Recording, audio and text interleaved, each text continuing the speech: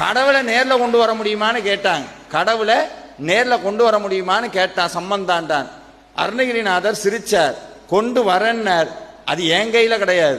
அதல்ல சேதனாராட அபின காலி தானாடன்னு பாடி முடிச்சார். மயிலும் மாடி நீயும் மாடி வரவேணும்னார். கம்பத்தை பொழந்துட்டு சாமி வந்து நின்னார்.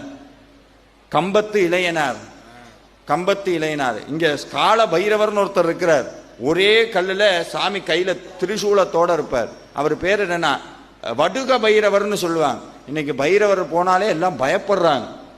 குருமுளகுல தீபம், பூசணிக்கால தீபம், இளநீல தீபம், தேங்காய் மாங்காய் எதில் தீபம் போடணும்னு கிடையாது, எல்லாத்துலேயும் போட்டாச்சு. தீபம் போடாத பொருள் பாவம் செஞ்ச பொருள். ஆனால் வடுகன்னா குழந்தைன்னு அர்த்தம். பைரவருக்கு என்னன்னா யாரெல்லாம் சிவ பூஜை, சுவாமிக்கு பேர் சேத்திரபாலகர்னு ஒரு சொரூபம் உண்டு. பைரவ பூஜை பண்ற புண்ணியம் முருகனை பூஜை பண்ணாலும் கிடைக்கும். ஆதிசங்கரர் சொன்னார், தேவராஜ சேவியமான பாவனாந்திரி பங்கஜம் வியாழ யஜ்ஞ சூத்ரபிந்து சேகரம் கிருபாகரம் தாரதாரி யோகி விருந்த வந்திதம் திகம்பரம் காசிகாபுராதிநாத கால பைரவம் பஜே கால பைரவம் பஜ கஜ கால பைரவம் பஜே கால பைரவம் பஜ கஜ கால பைரவம் பஜே.